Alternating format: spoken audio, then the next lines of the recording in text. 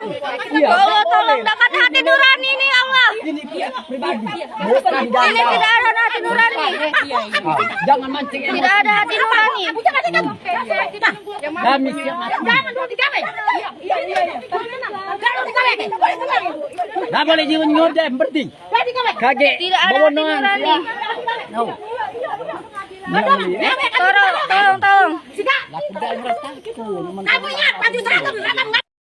Secara simbolis, Bapak ini kita bilang harusnya kendaraan ini disita.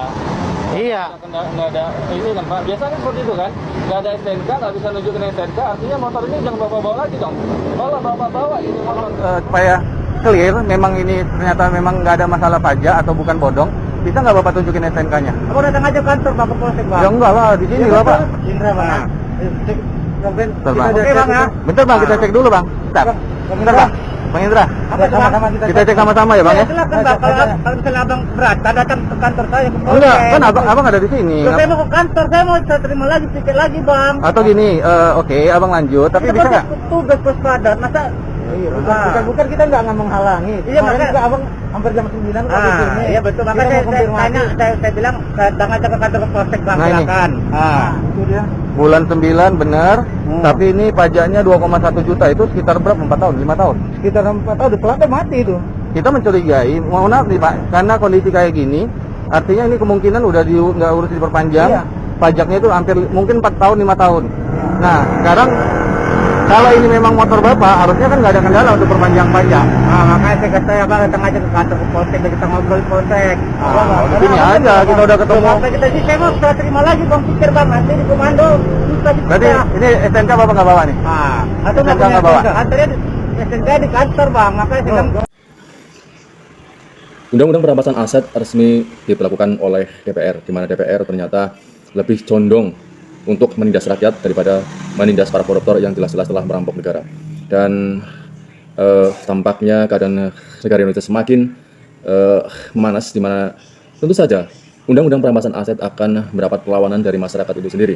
Dan apakah mungkin revolusi rakyat akan terjadi jika seandainya undang-undang perampasan aset rakyat akan diberlakukan? Dan demikian rangkuman beberapa ungkapan netizen yang dilakukan atau diperlakukan semena-mena ya, tentu saja ya oleh para polisi. Berikut videonya. Ramai isu aturan baru tilang kendaraan langsung disita.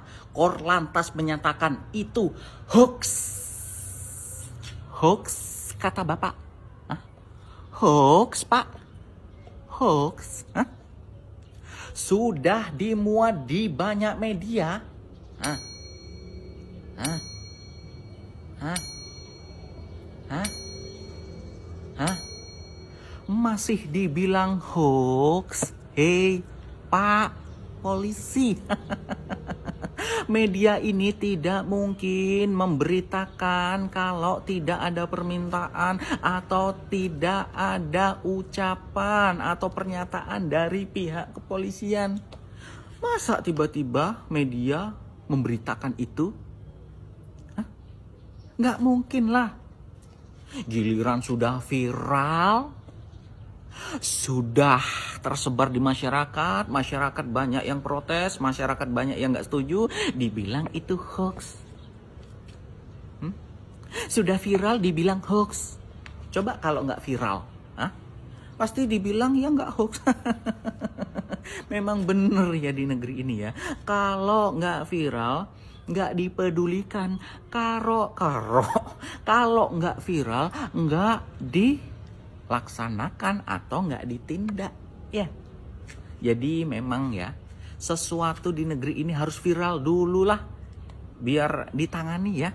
Jadi pelajaran untuk masyarakat kita semua, masyarakat Indonesia, kalau ada apa-apa viralkan biar jadi tindakan ya. Kalau nggak viral, nggak dipedulikan ya. Gimana menurut kalian para mulut netizen? Setuju kan? Enak kan sudah? Jadi aturan tilang yang baru itu nggak ada. Itu hoax. Kita beli motor pakai uang siapa? Pakai uang kita. Beli bensin pakai siapa? Pakai uang kita. Kemudian menggunakan jalan atau yang lain-lain pakai uang kita. Tapi kita harus mengeluarkan uang untuk pajak, oke lah, katakanlah kita harus mengeluarkan uang dalam bentuk pajak seperti kendaraan.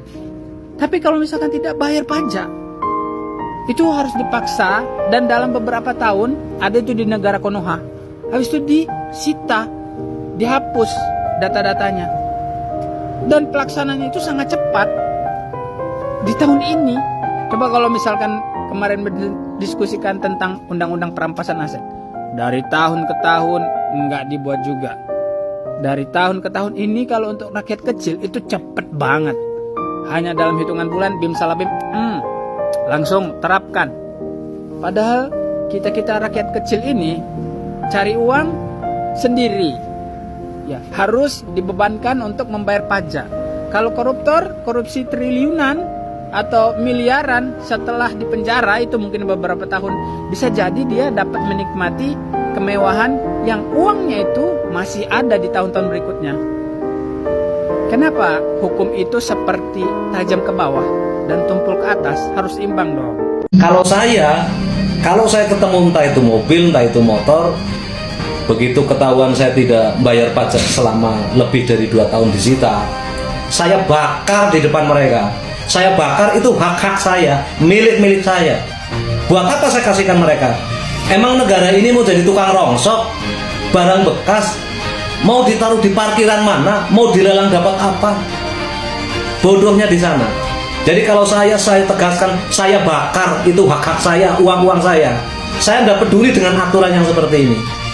Lihat saja masyarakat Indonesia nanti ke depan seperti apa. Karena apa? Mereka itu punya hak. Bukan ini yang diharapkan masyarakat, tapi bagaimana masyarakat ini bisa diberi rasa nyaman.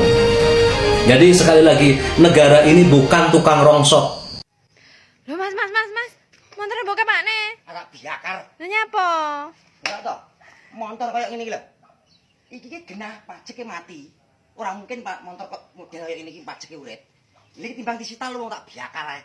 Kok iso men. Motor ini iki dinggone ngarit, dinggone ning sawah, dinggone hutan golek ramban lho. Lah kok di anu sitae mau arep piye Mas Buke? Jare ning sawah kon nggo Honda Jazz. Kon nggo Ninja RR, Ninja SS ngono iki lho. Masa niki motor kok arep disita iki, Dik. Jan mendo tenan. Mbah, tulung ngono, Mbah. Ampun.